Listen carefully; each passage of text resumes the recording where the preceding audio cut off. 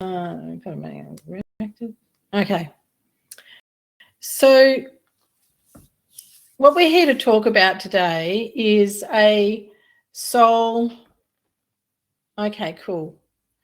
Yay. It was easy. Hey, Mandy. Glad you're here. So happy to have you here. Jackie's coming in too, and I believe she got a ticket for someone else as well, so she won't be far away. A soul-inspired life. What is it? What is a soul-inspired life? Well, if we look at the soul, as you know, the soul holds all answers to everything. The soul offers the pathway of the life that it came to live in this human experience.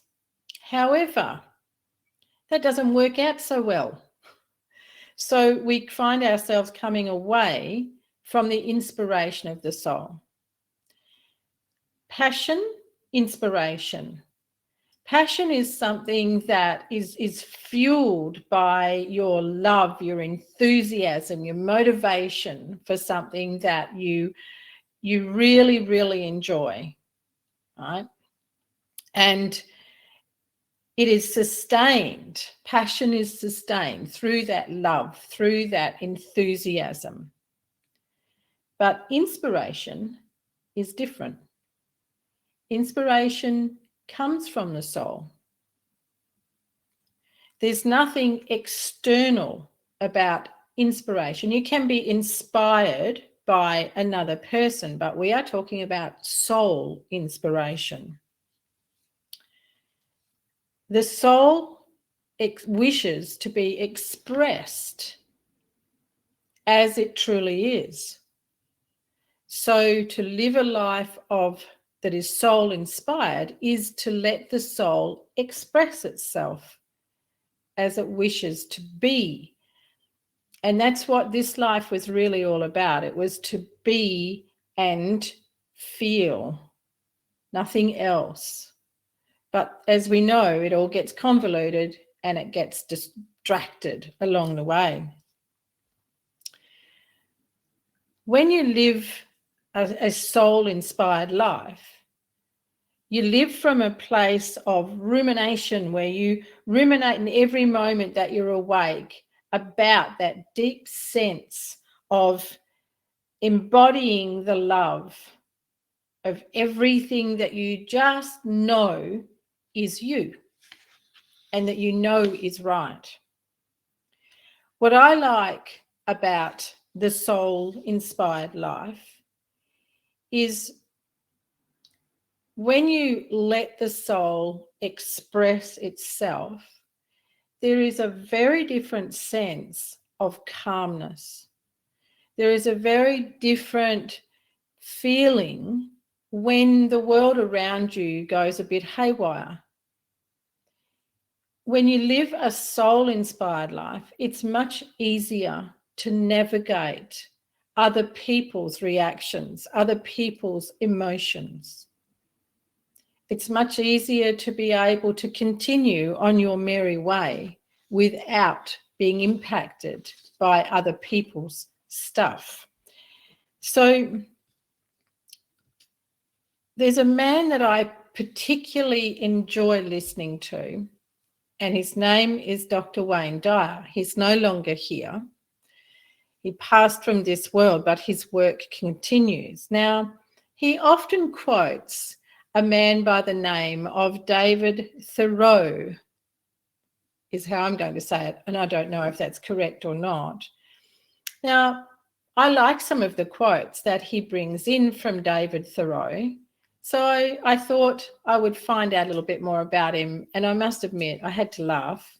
It turns out, and I'll read some of this, he was a famous philosopher, poet, environmental scientist, and political activist whose major work draws upon each of the various identities in meditating upon the concrete problems of living in the world as a human being. You can't imagine my joy when I read that, and I thought, no wonder Wayne Dyer often refers to him, and no wonder he resonates so much with me. You know, Mr. Henry David Thoreau, he was around in 1817 to 1862. Can you imagine someone of that era? There were no universities. In fact, there were not schools, because I don't believe the Industrial Revolution had happened at that time. Michelle, you're a teacher. Correct me if I'm wrong. Yay, Jackie. Hooray, hooray. We still have some people missing. But anyway, there you go. So to think that somebody way back then was able to see that those who wish to stand in power above the everyday man are not the way to follow your soul. They are not the way to be able to live a soul-inspired life. That is my take on the way he looked at life, because of what he says here that I do need to read to you again. I'm sorry.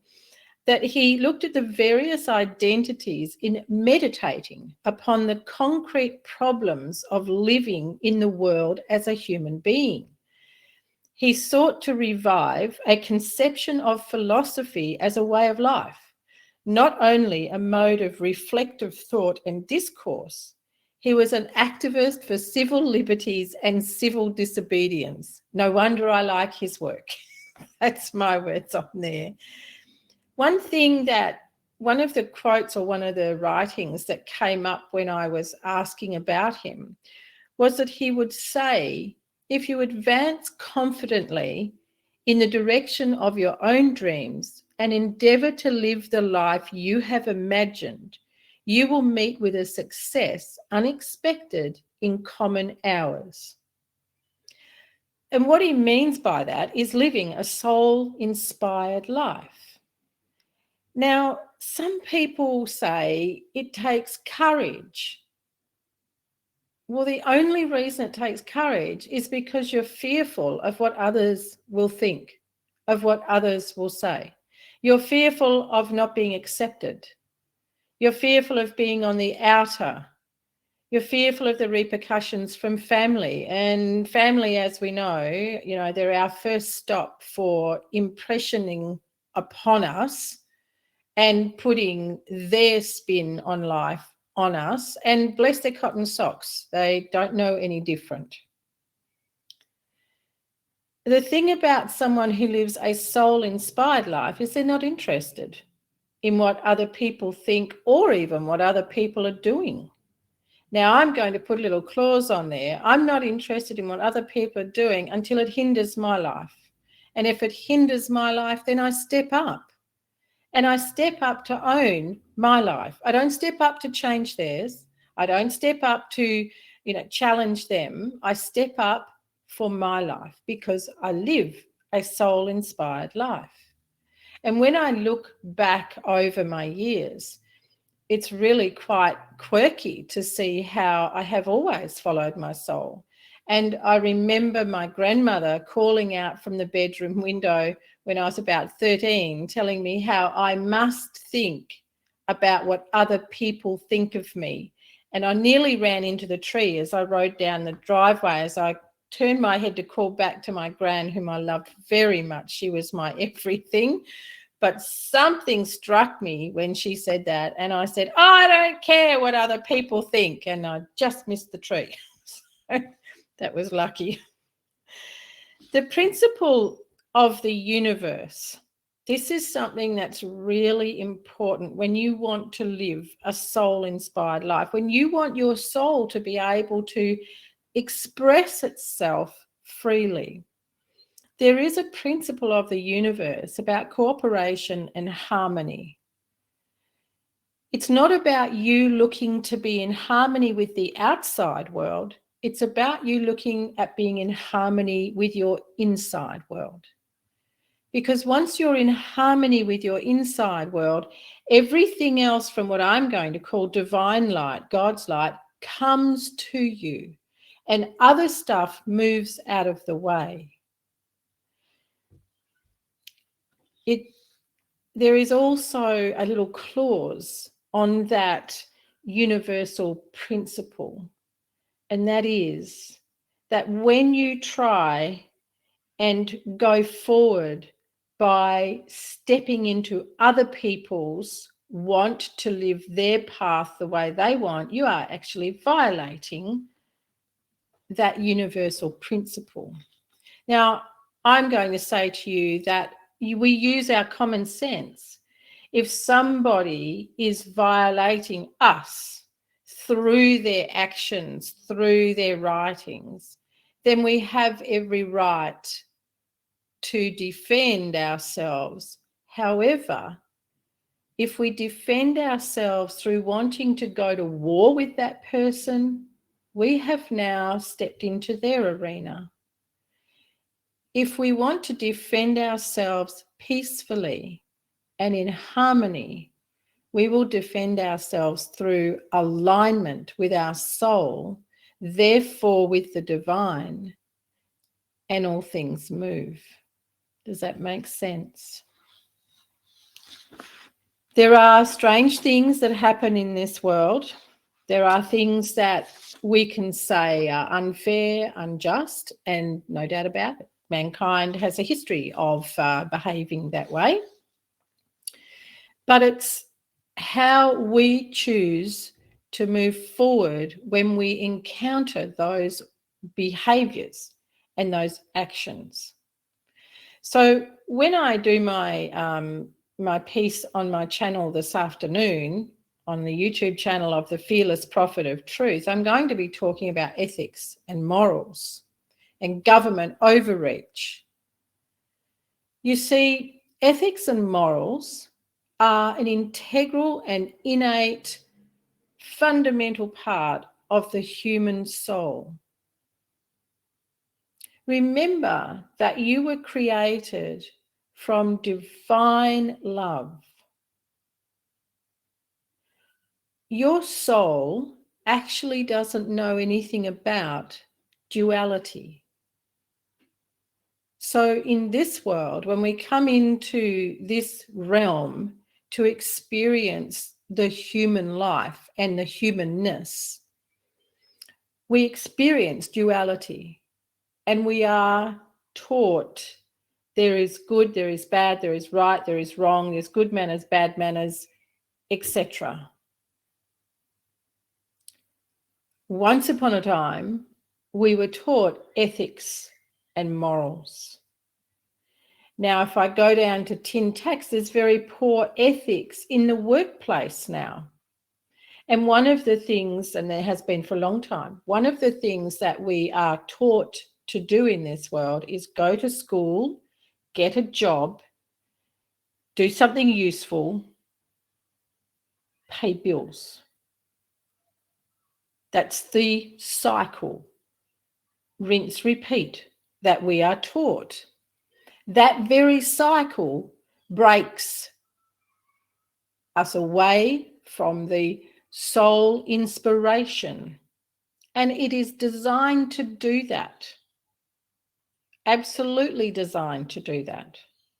So over the years, there have been less and less teachings of ethics and morals. I said there are very poor work ethics now. Once upon a time, there was loyalty, but there was a shared loyalty between the employer and the employee. There's none of that now. And why not? Because there are no ethics. Those of you who join me today will be feeling, but I have ethics, I have morals. You wouldn't be here if you didn't.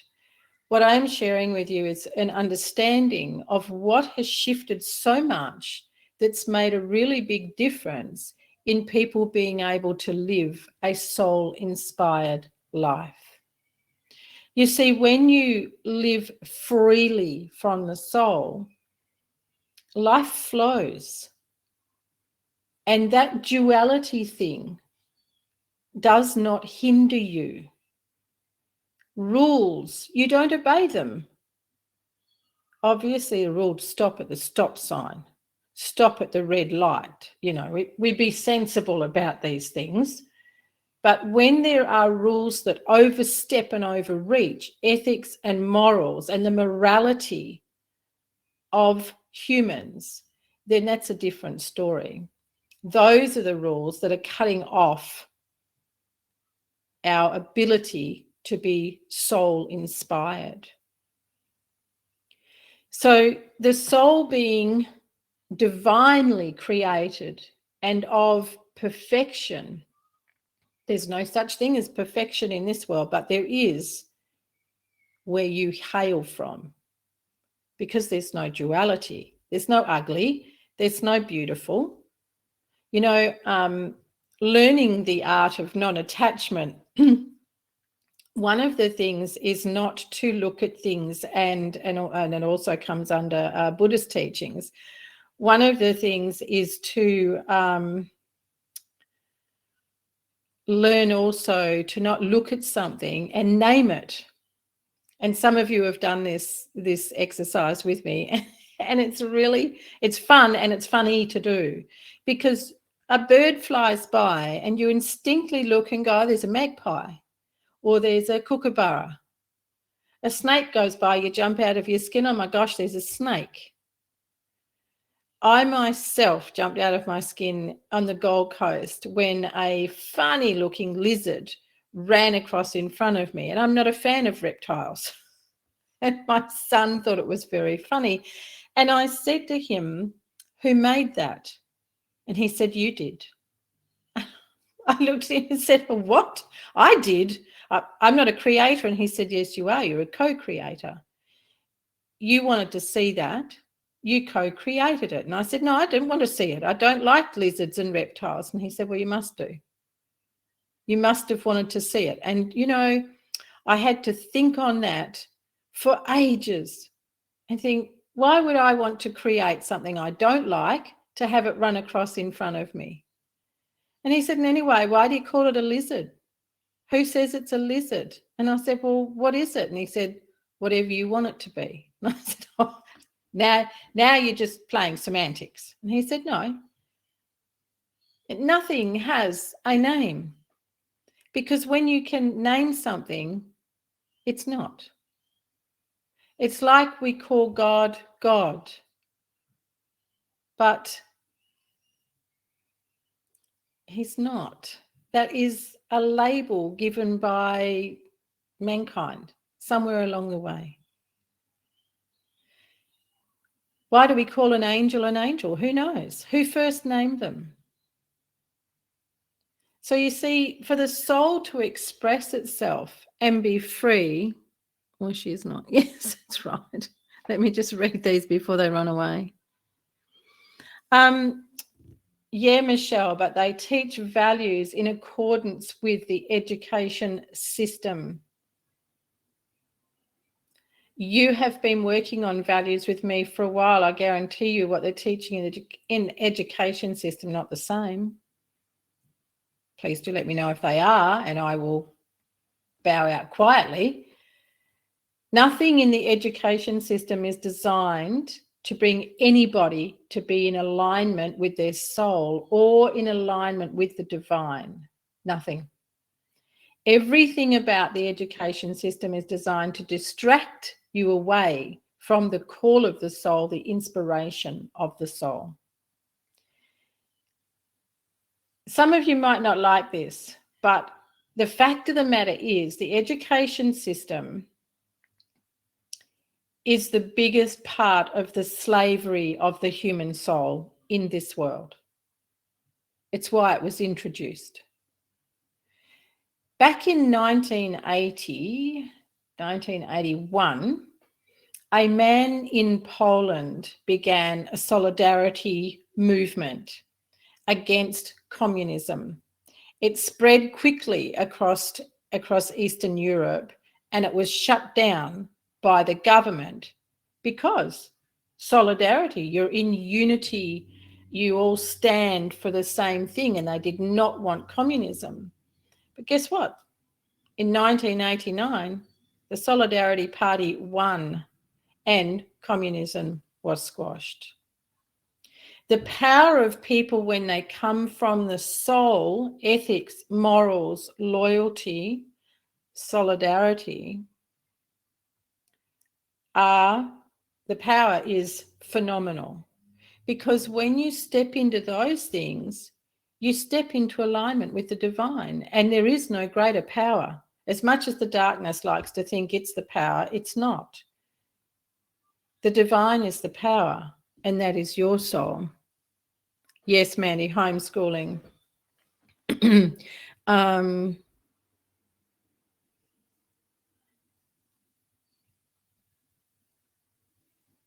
Dalai Lama's questionable presently, but yes, that's right. Malachi, ethics and morals have no place in government. They're not interested. And the reason is, once again, it's about the slavery of the human soul. So if this is a little bit too deep for some of you, I just ask you to let it sit, let it do its thing, because we are talking about the soul. And the more that you open to the soul being able to show its inspiration to you, the greater you will see things differently. And the more peace, the more calm you will find life is. What I wrote when I was getting ready for you, yeah, exactly, Jackie, pushes down true spirituality. Yeah, oh, well, they're really going after the kids presently. To be inspired by your soul is to travel an unwinding path on which to wander, to pause, to stop. Be patient, to ask. But it's not to demand, it's to ask, to listen to your higher self. The higher intelligence within holds all that you seek to know. Within you can find all answers, solutions to all you seek. And you do that through the daily practices of stillness, meditation, quietness. Sometimes reading can be one of those wonderful things to do in stillness. However, when you are reading, you are still distracting from the messages from the soul. The other practices, and I did a little video in our community about this the other day, is gratitude. One of the daily practices for peace and harmony is gratitude. The other is kindness. Then there is being present. Now, I want to expand on this one, because one thing that the soul really needs is for you to be present. So right now, as we sit together, how many of you are finding that your mind is wanting to jump in and say, oh, but Gwenda, or, oh, I've got this I want to say. Or your mind is going, well, actually, I don't really agree with that, or bringing this stuff up. Then you're not present with your soul. Now, the art of listening and hearing, two entirely different things. And when I started living these ways of listening and hearing, my gosh, I can't tell you what a difference it made to my everyday life, and still to this day. So I used to say to my mum, you're not listening to me. And she would say, I heard you. I go, yeah, you heard me. You heard what you wanted to hear. You weren't listening to me. And this is why quite often when we go external, what we will say is, I don't feel heard. I don't feel listened to. Anybody resonate with that one? So being present means being present from the soul. It means quietening the mind, not wanting to jump in, not wanting to cross over what someone's saying, not wanting to jump forward in a book, or reading a book even and going, oh, well, I already know that. I've already read that. I've already done that. Or you go to attend a course or an event even like this, and you sit through the whole thing going, I know that. I know that. I don't know why I'm here. I know that. Well, I'm here to tell you that if you're saying, I know that, but you're not living it, then you don't know anything. You know something when you live it in its entirety, when you live it without question and without falling off the path. That is true knowing. The seeking of knowledge is a good thing as long as you're discerning with where you're seeking it from and asking your soul to assist you with what it is that you have been reading about or you've been seeking. If thank you, Jackie. If Mandy doesn't mind, Mandy, can I just share something you said when we did the Earth and Soul Bush Retreat, please?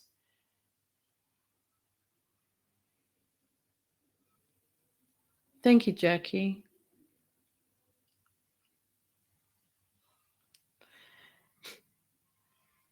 Thanks, Mandy.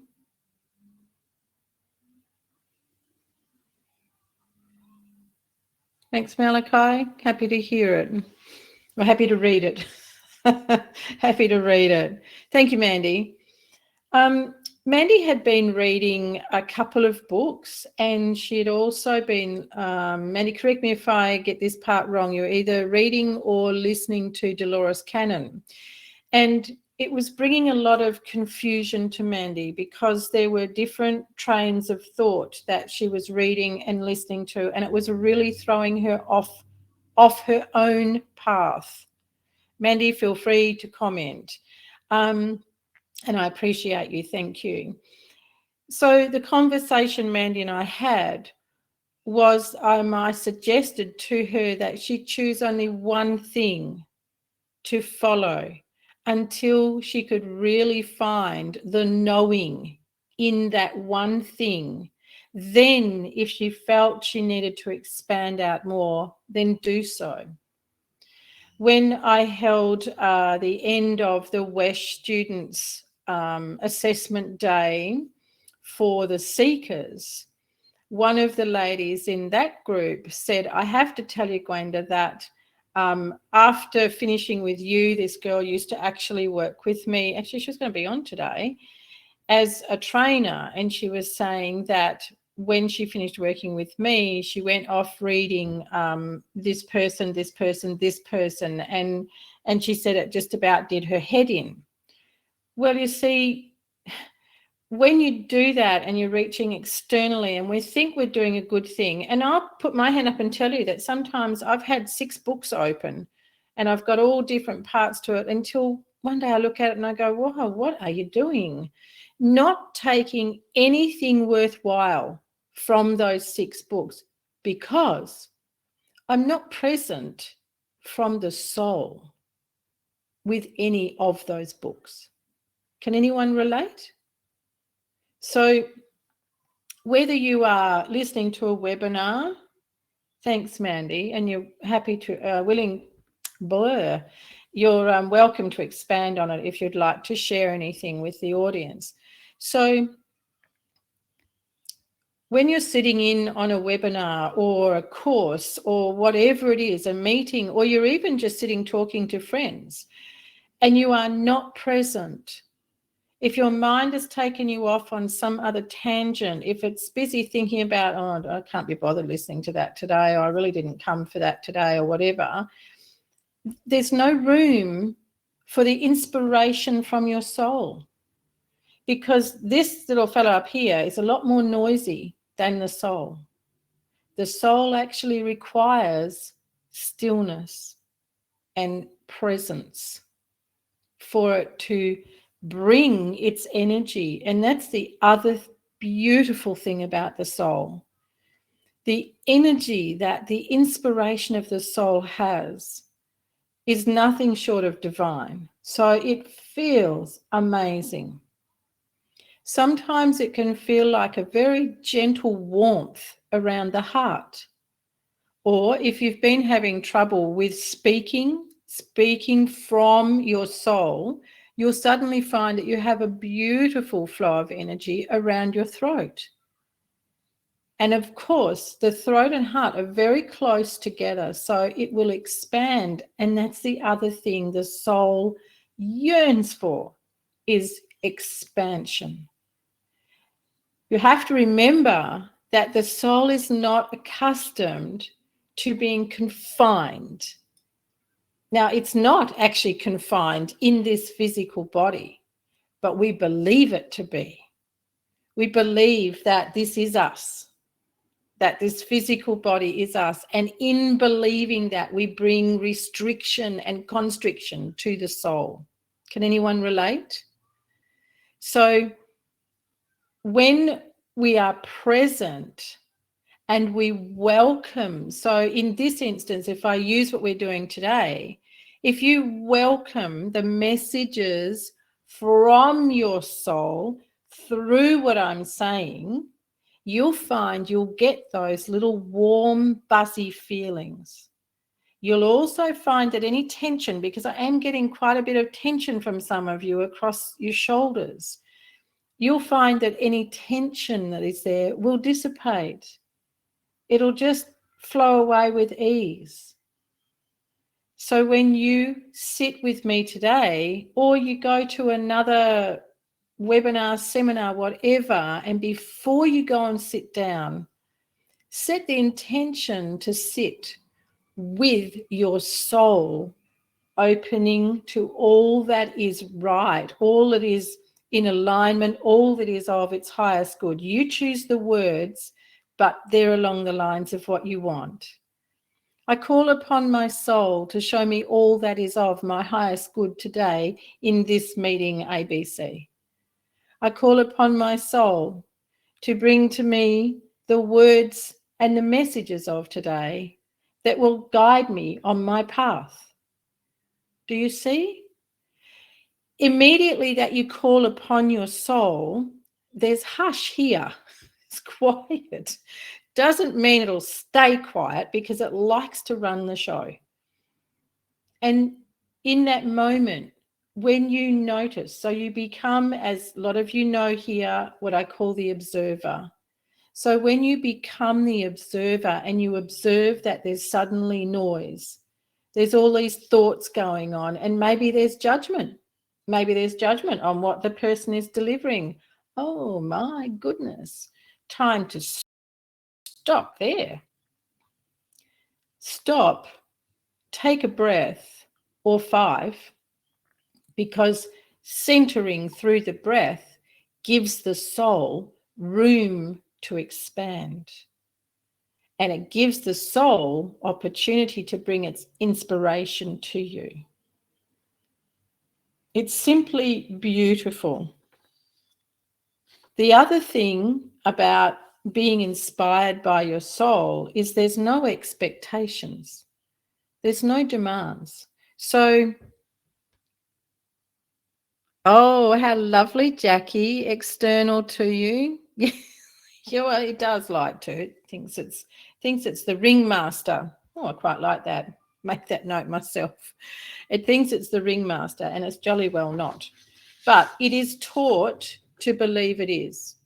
And that's the thing about this world. It is very much designed to distract you from the soul.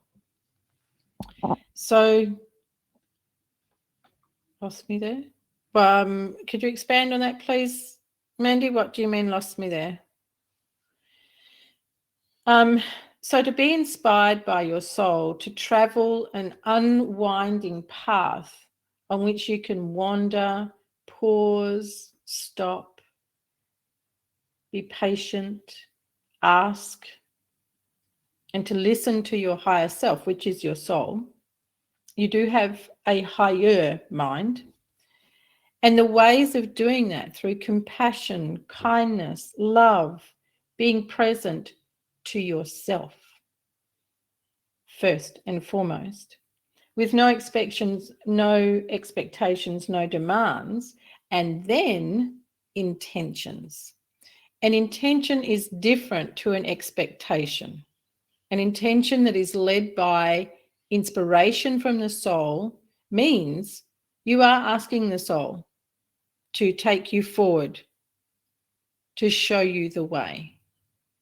Intentions for your highest good. Most importantly, of letting the soul lead the way. Now, one of the main issues people have is not being able to get out of their own way. One of the main issues is not being present, letting the mind chatter away. Oh, I'm really not up for this today. I already know that. Oh gosh, I forgot to hang the washing out. Isn't it time for a coffee yet? I think I need to go to the toilet. Great. That's the mind owning the way. That is the mind doing its trickery. It's not the soul, none of that. And that is also the part of you that has been conditioned to step away from hearing the inspiration of the soul. Oh, that's a shame, Mandy. Anybody else having trouble there? When you move towards harmony within yourself, good, Michelle, thank you. When you move towards harmony with yourself, your cooperation with the rest of things start happening in ways you would never have dreamed of. But here's the kicker. If there are any old patterns, old hurts, old ways, habits, expectations lurking in the background, they will knock you clean off that pathway, and then you don't see the things that the soul is bringing forward to you. So if, for example, your focus is on what you believe to be wrongdoing around you, bad people around you, people making decisions on your behalf that are wrong, and that is your focus, and you talk a lot about that, you're going to get more of it because you've handed over to that mental frame of yourself rather than to the soul. Remembering that the soul is a divine creation. It knows no boundaries and it knows no judgment. It knows no busyness. It knows no racism, discrimination, separatism. No, none of that. The only place that those things exist is in this realm of duality. But wouldn't it be amazing if we all came together and decided that we want to live in harmony, in congruence with our soul inspiration and that of the divine? Wow. What am I asking for? Heaven on earth? Sounds like it. And some would say, well, how are you supposed to learn your lessons if you're going to live that way? Well, there's a difference. The soul knows what lessons it came for. It also knows how to bring those experiences forward. So if we welcomed the experiences on a soul level, we would not get the lesser level, shall we call it. We would not get the interference and therefore get distracted through emotions. Now, I said at the beginning, the soul came to experience what it is to be and to feel, to be in this human form, to be in this realm, and to feel.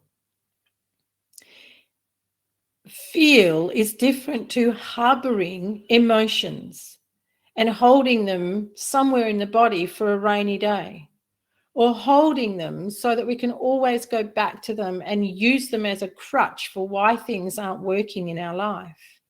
That's not the soul. That's that other part of us that some might call the ego.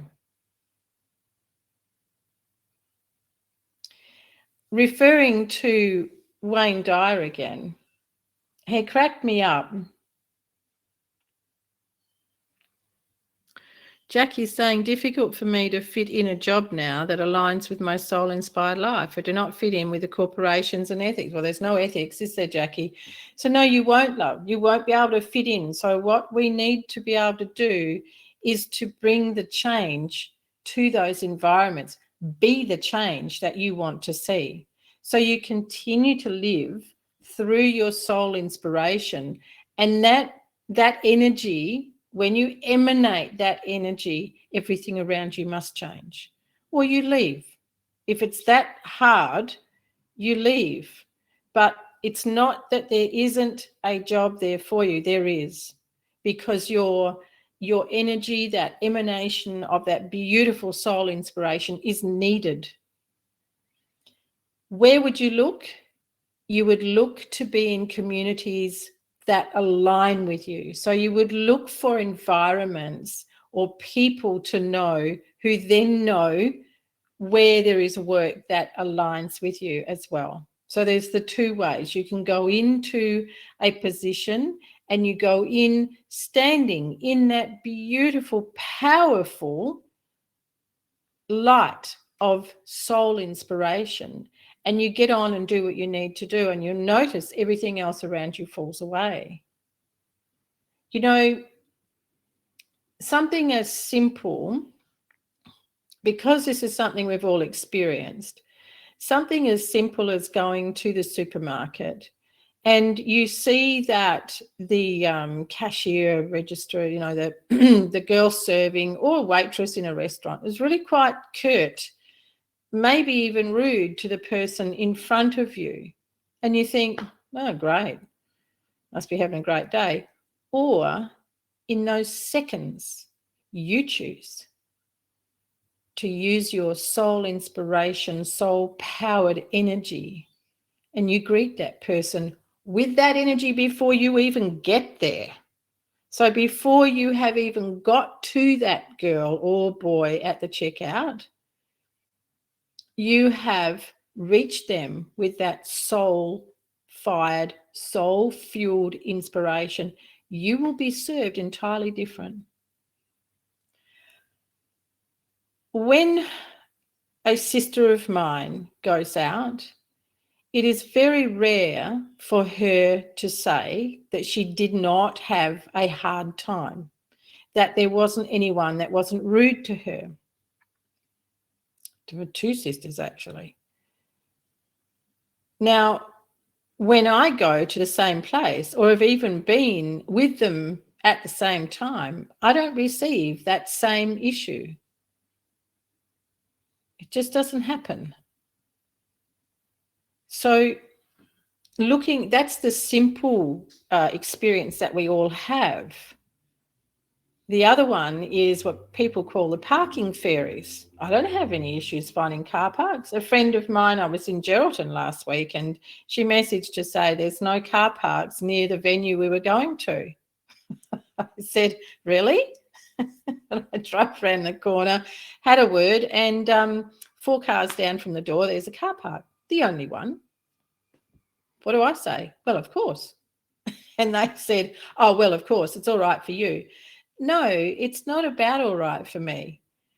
That's why I sit with you, to get you to use that power, that beautiful power, rightfully yours to use. And that's what a soul-inspired life brings to you, along with a little bit of divine intervention. So it's Malachi got here.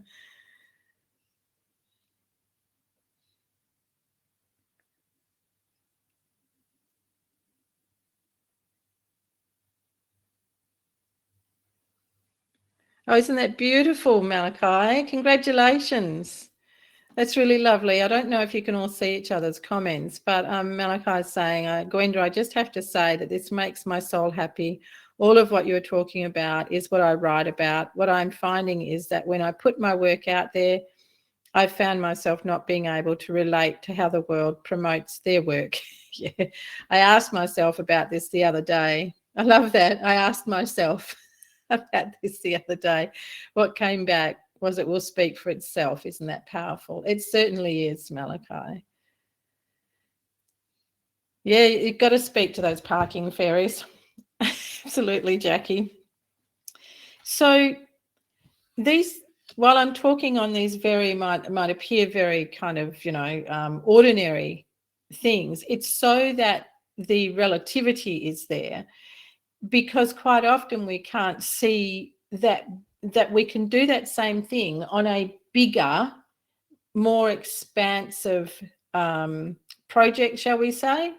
So for example, looking for that right job or that right corporation to be part of. We don't need to look for it. What we need is to bring forward the inspiration of our soul. And the beauty of it is, it really isn't something that we have to work hard at. Now, if I digress about words so that I can expand more on what I just said, I'm going to read to you Maslow's, one of his quotes that I really like. Self-realization people are independent of the good opinion of other people, because those who are self-realized are so busy advancing confidently, bringing success to themselves, they do not see the need to step into the good opinion of others. Oh, I love that. It's just gorgeous. You send them love ahead of themselves and you keep going.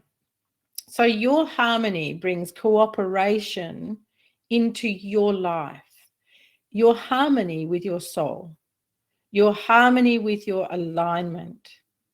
You know, people often laugh and say, well, it's all right for you, Gwenda, you've got a gold telephone line. Everybody can have that gold telephone line, let me tell you. So your harmony also brings cooperation, living your life on ethics rather than rules. And that is how you change the outer world. Now, can one person make a difference? Absolutely. But it's not necessary for you to be thinking, oh, wow, make a difference in the whole world. That will step the mind into overwhelm and all sorts of strife. It's not that. It's that I choose to make a difference in my life. Because every time you choose to make a difference in your life, you make a difference in someone else's. The ripple effect. And then it continues on. So don't get caught up in thinking, oh, I'm just one person and I can't really change the world. Don't change the world.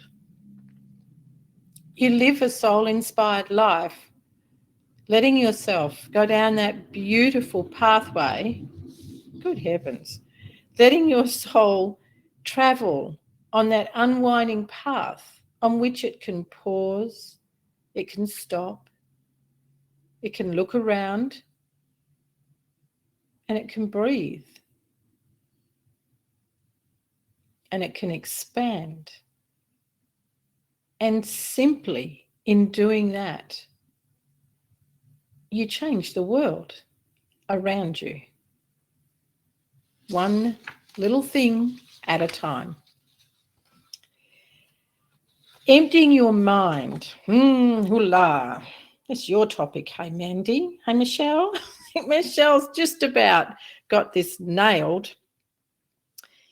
Except when it comes to the impact of other people. So that's where, and that's why I read you Maslow's quote. Self-realized people are independent of the good opinion of other people. You might like to write that down.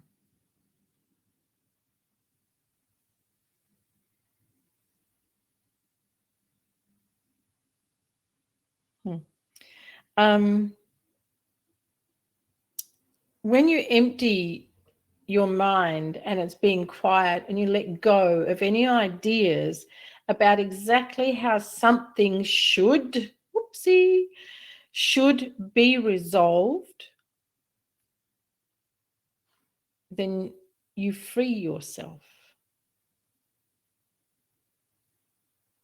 how early on can you remember hearing the word should? We all use it. I still use it. Oh, I should have done that. I should have done that. But should brings quite a heaviness to the soul. So do we split ourselves in half and become two? No. We recognize that there's something we have made an attachment to, that we have placed a judgment on, and then we turn that around. We don't invert it, we turn it around. The turnaround is you either decide to take action or you don't. And it's as simple as that. And if you don't, then there's no more to talk about with the should. Does that make sense? Because if you choose not to take action, how can you keep saying, I should have? I knew I should have. No, you made a choice. You've turned it around. You've recognized that you're saying, oh, I should have done that, which is a form of berating yourself and judging. So in that moment, I make a decision. Right, I'm either going to go and do that, what I should, or I'm not. And if I choose I'm not, then it's over, finished. No more talking, no more thinking. How easy is that? So I'm going to talk to you about the things that take you away from being soul inspired and being able to live a soul inspired life. And we're going to call these things maybe the grey areas.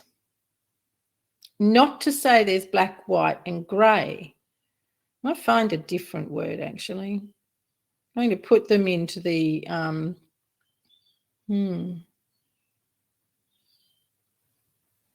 the gaps. No, the gaps are really special. We can't put them in there.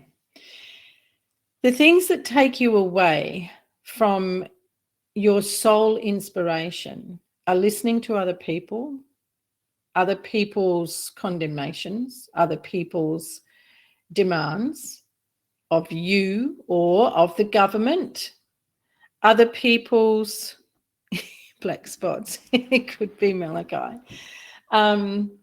Speed humps, maybe. Potholes, mud. The muddy spots. Some people like to play in mud. See, doesn't matter what you use, somebody will go, oh, but I really like that. What can we say? When you do less of the shoulds and you decide to turn the shoulds around, you open space within yourself, you open space within your heart. And now, this is really important. You open space between the vertebrae in your back.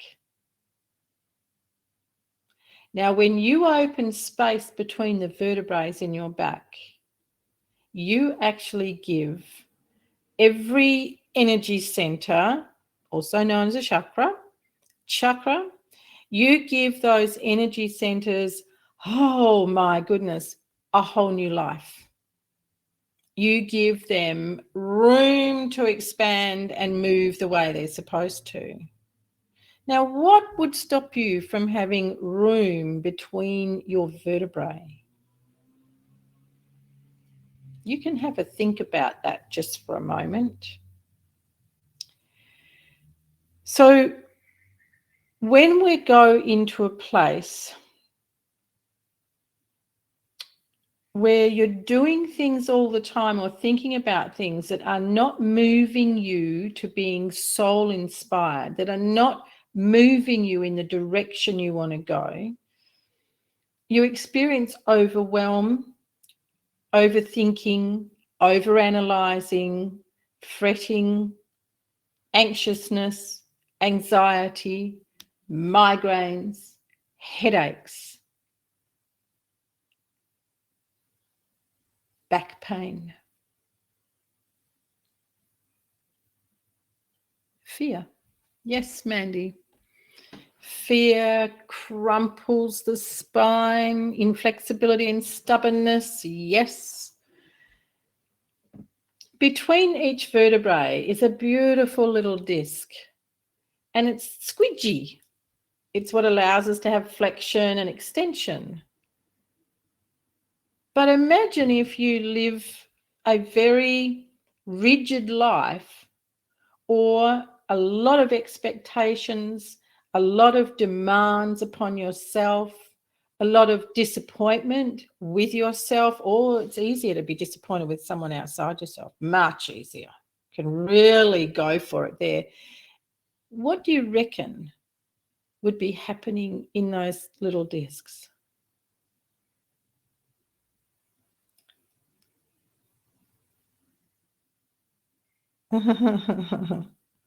Is it, Mandy? You know, you never know what's going to happen, hey? So instead of having that, you invite again your soul.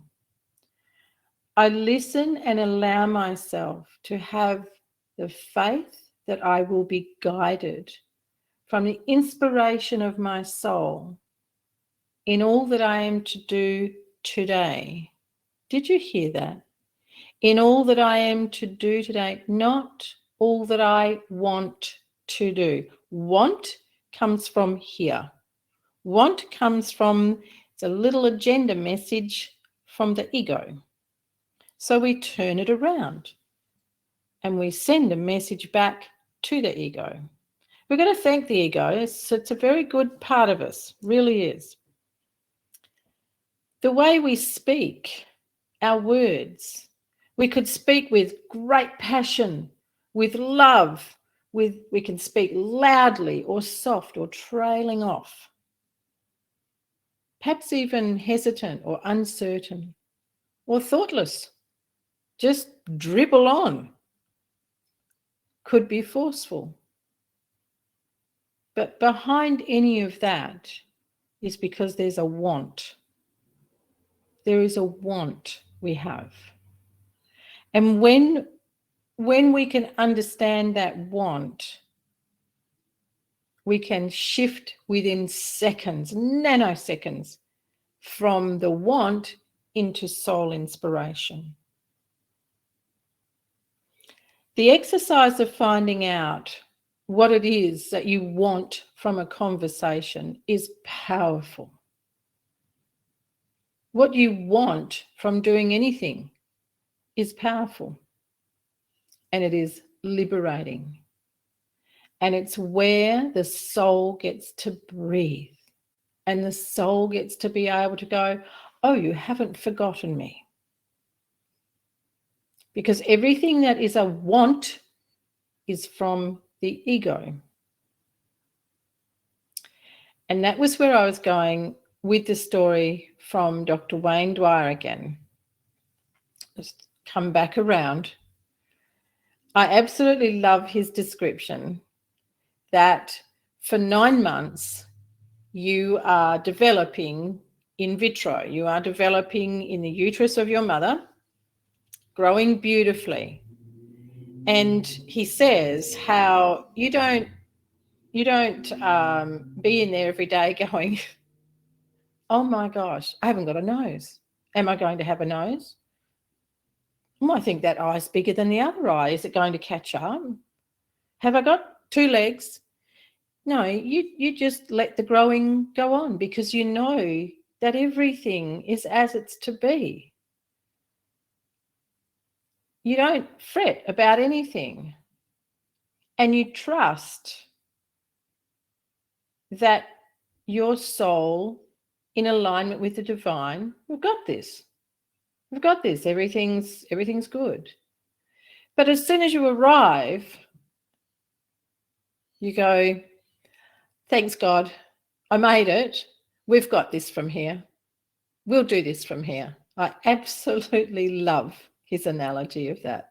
And into the ego we step, and away we go. Don't you love that? So while you're growing, you're not looking to see if you've got everything. You're quite happy. Quite happy. The soul actually goes in and out. This is me talking now. The soul goes in and out of the body. It travels in and out all the time. But as soon as we land, that's what Dr. Dwyer says, we go, thanks very much, God. I'm all good from here. We'll take this from here. I think that's a beautiful analogy of the mess that we make. So looking at what we want from what we're saying, what we want from a conversation, what we want when we are engaging about anything, and then moving away from that to welcome the soul in and let the soul show its inspiration, you become the very powerful being that you are. And it's not something you have to try to do. Because as soon as you try, guess who's right there beside you to go, I've got this, I can sort this for you, it's all good. And you're just going to go down a merry path of pain and struggle and suffering. And that's not what the soul wants. Oh, I see it like sit back going, oh, here we go again. Oh, well, I'll just wait. I'll just wait until they decide to, go, gee, I wish something had changed, something be different. I have a principle that I'd like to share with you, and I call it the H.E.A.L principle. I can't really claim it as mine. Maybe I'll claim it as my soul inspiration, because it came through after I had been sitting in most beautiful space of silence a long time ago. And H.E.A.L, the K is for kindness. The I is for inspiration. The S is for service. And B is exactly that. Just be. Do you like that? Now, what I'd like you to think about is the things you do that are in those, belong in the potholes, in the black spots, the red areas, the mud pit, whatever you want to call it. Thanks, Jackie. Yeah, just be. Now, I must say, it's not about H.E.A.L on the outside. It's H.E.A.L on the inside. Kindness towards yourself. Inspiration that you call upon from within. Being of service to self and externally. Right? And then be. You wrap it all up in a beautiful gold ball and you place it in your chest and off you go. So looking at those potholes, mud pits, whatever you want to call them, think about the things that you do every day that are not serving you. Is it conversation? Is it thought? Is it decisions around work? Is it relationships? Think about the things that you do every day that are not serving you. Now, some of those things could be that you want to make other people happy, that you say yes when really you want to say no. Overthinking, analysing everything, fretting. These things belong in the mud pit. And they take you away from hearing and receiving that beautiful movement of energy that has, well, I'm going to say it has a glow about it. It has a beautiful feeling about it. But all of those things take you away from being able to feel that. And as I mentioned before, be careful of what you take from the outside advice. Be careful of what you let in. So be very discerning. Work with it in the way that works for you by asking your soul to bring its inspiration forward and to inspire you with things that are coming to you that are of your highest good. And also, this is a bit of a big one. Really look at where you look for support from. Do you look for support from friends who are not on the same page as you? Do you look for support from family who don't get you, who don't understand, don't want to know? Do you look for support from a spouse, really wanting them to hear you, to listen, to see what it is that you're all about? That's painful, right? All of that is painful. The art of non-attachment, when it comes to that part of things, is really helpful.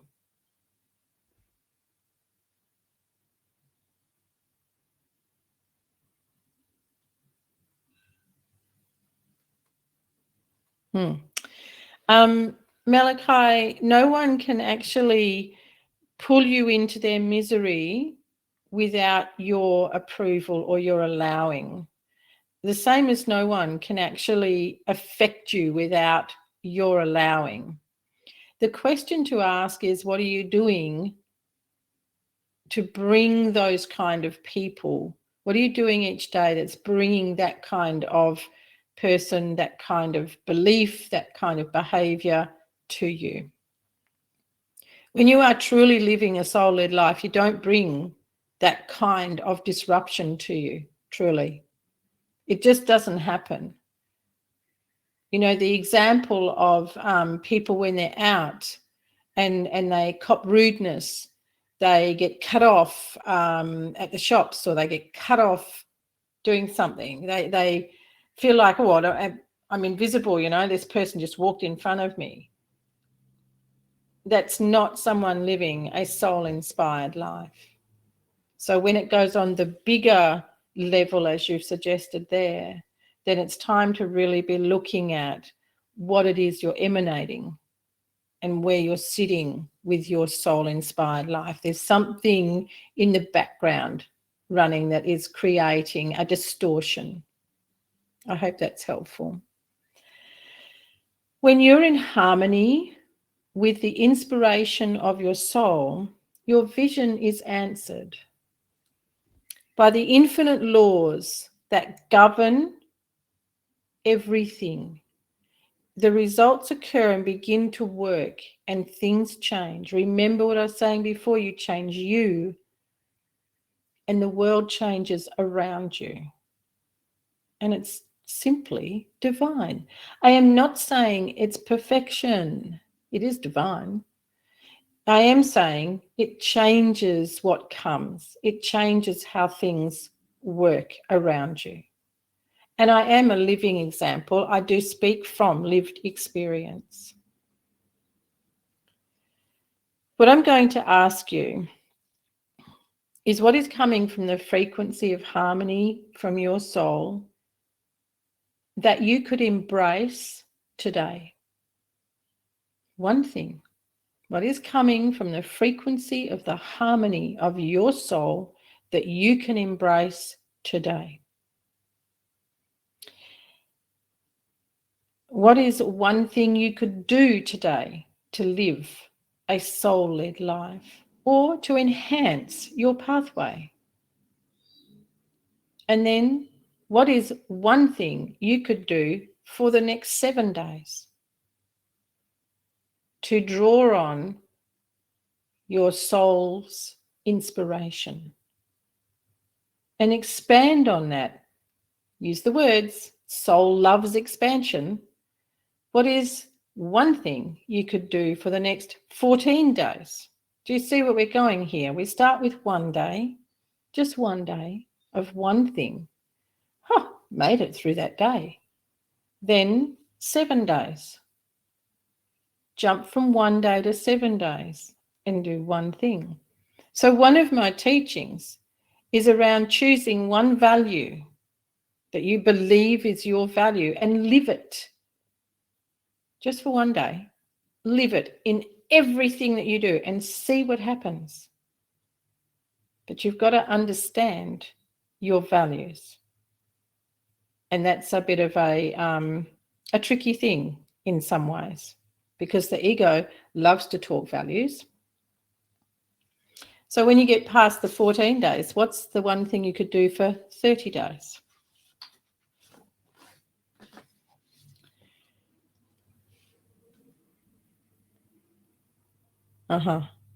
Yep. Well, always go back home. Thanks, Malachi. Always go back home. Go to yourself. Find out what it is that is ticking there, what it is that you are standing in your own way with. And this is for everyone. As soon as we're looking external and we're looking at other people, but we're looking with fingers pointed, we're in trouble. But if we're looking at them externally and thinking, oh, well, and you go back here and go into a deep, beautiful space of peace, you can then look there differently. And you will also find you respond differently. Thank you. Great.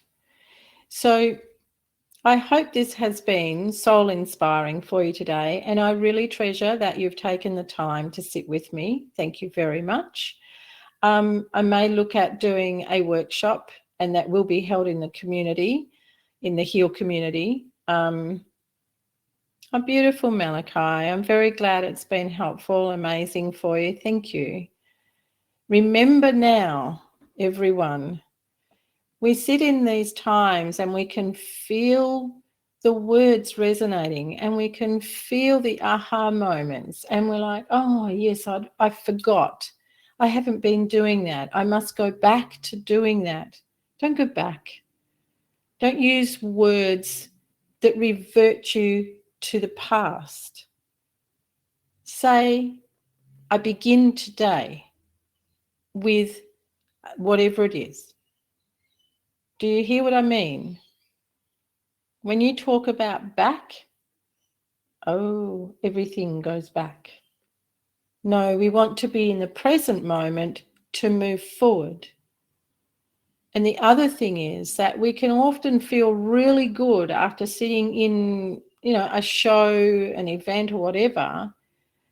And then we walk out and an hour later, we've forgotten all about what it was that we were feeling so good about. And we've been triggered, or we've been, caught off guard, if you like, by a loved one even. And then instead of going, you know what? My soul is traveling on an unwinding path on which it can wander, pause, stop, breathe.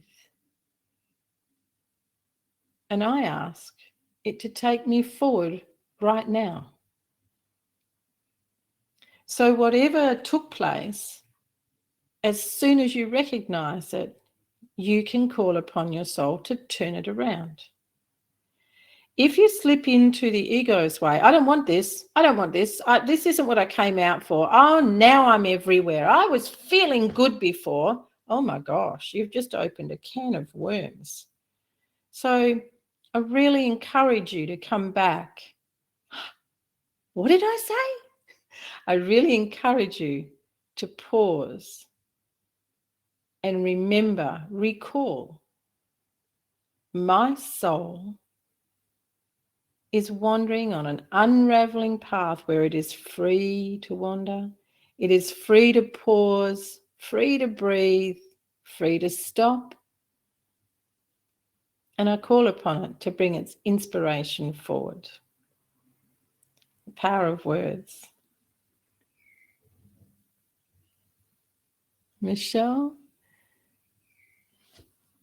Oh, thank you, Michelle. Yes, we have a lovely time in there in the show. On my YouTube show today, I'm going to record it, Malachi, Popcorn date. It's beautiful. Oh, I love that, a popcorn date. I'm going to steal that, Malachi. That is just gorgeous. And you know what? Everyone likes popcorn. If everyone likes popcorn, I had it one day in a restaurant, fresh rosemary and black pepper, olive oil or butter, but fresh rosemary and black pepper. Oh my gosh, it was beautiful. Thank you, Michelle. Yes, it really is a fabulous community. Yes, do that, Malachi, do that. You're welcome, Jackie.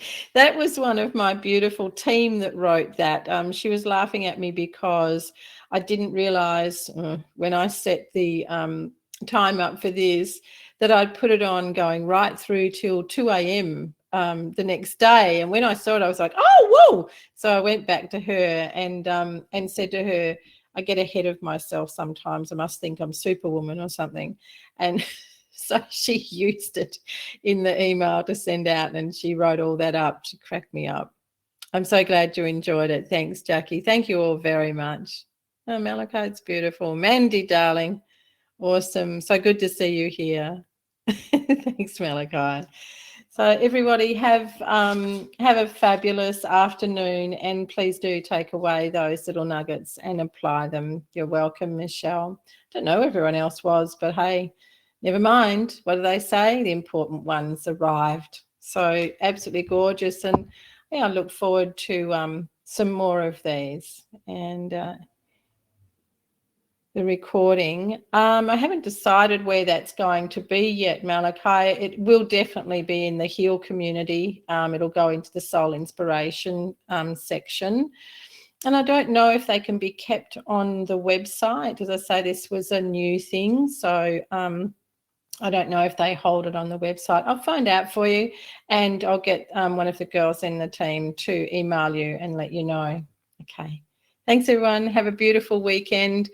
And may you be soul inspired in everything that you do, everything that you can be.